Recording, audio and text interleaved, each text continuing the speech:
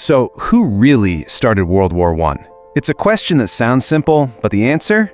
Well, it's a messy, tangled web of ambition, fear, and a whole lot of secret deals. Let's dive into this massive historical whodunit.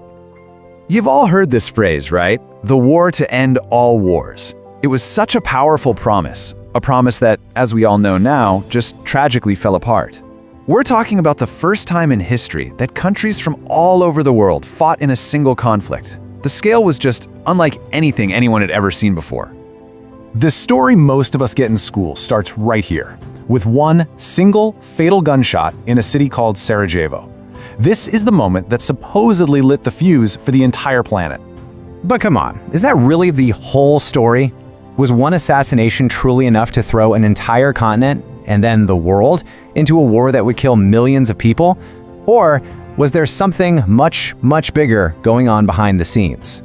To figure this out, we've got to start right at the crime scene. We need to take a close look at that spark that set the whole powder keg of Europe ablaze. So here are the facts, plain and simple. It's June 28, 1914. Archduke Franz Ferdinand, the heir to the massive Austro-Hungarian Empire, is visiting Sarajevo. By 11:15 in the morning, both he and his wife are dead. The assassin, a Serbian nationalist named Gavrilo Princip. Now, this was absolutely the match that lit the flame, but as we're about to see, it was way more of an excuse than a reason. All right, let's bring in our first set of suspects, the Central Powers. You know, history often points the finger directly at Austria-Hungary and Germany as the main villains of this story, so let's look at the evidence against them. Publicly, Austria-Hungary's motive seemed pretty straightforward: punish Serbia for this assassination. But their real goal? Oh, that was something they had wanted for a very long time: more land.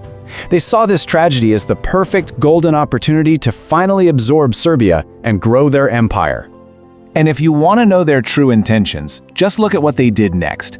They sent Serbia an ultimatum, basically a list of demands so ridiculous it was designed to be rejected.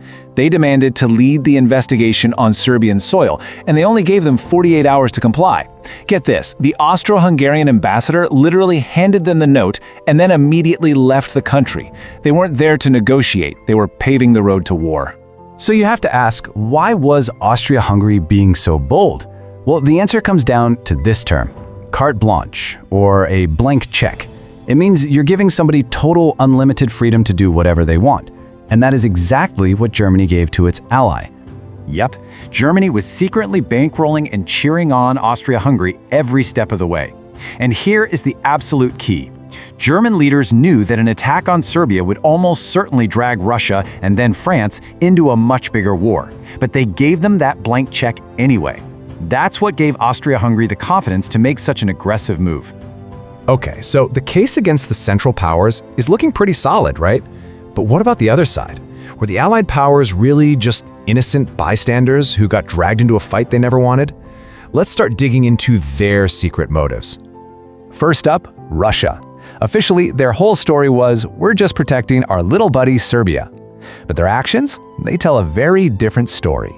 Turns out they were also chomping at the bit to grab more land and power. Instead of pushing for diplomacy, they were actually the first major power to mobilize their army.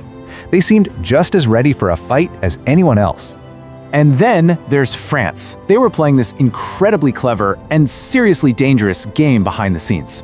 They were terrified of how powerful Germany was becoming, so they offered their own blank check to Russia. What was the goal? Simple.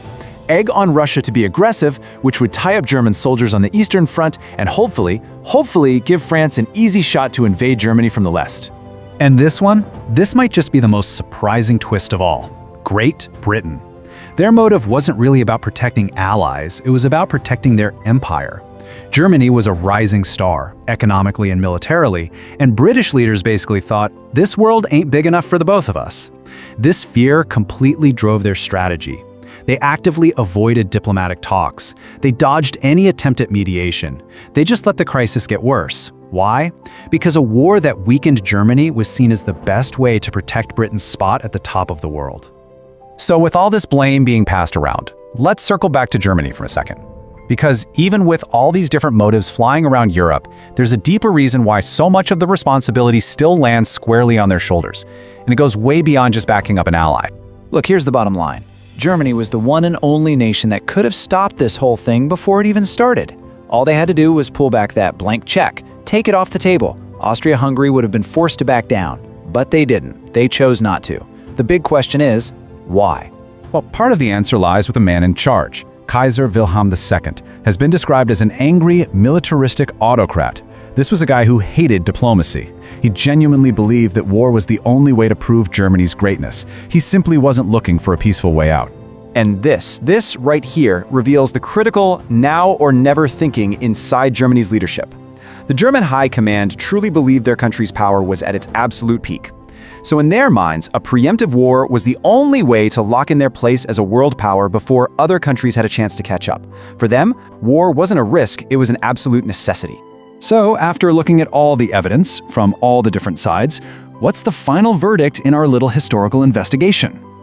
You know, there's that famous saying, history is written by the victors. And for a long, long time, the official story of World War I put all the blame on the countries that lost. But as we've just seen, the truth is way more complicated than that. And when you just lay it all out like this, the pattern is impossible to ignore. Every single major power had its own selfish reason for wanting a fight. Austria-Hungary and Russia, they wanted more land. France and Great Britain, they wanted to take their rival Germany out of the picture. And Germany, they wanted to cement their status as a global superpower. Nobody's hands were clean here, not by a long shot. So let's be perfectly clear about the final verdict. World War I was not some tragic, unavoidable accident. It was the direct result of leaders all across Europe on both sides who sought war not as a last resort, but as a good, even desirable way to get what they wanted. And that leaves us with a pretty chilling thought to end on. If the leaders of the most powerful countries on Earth once saw war as a perfectly good tool to gain power and influence, what really stops them from seeing it that way today? Something to think about.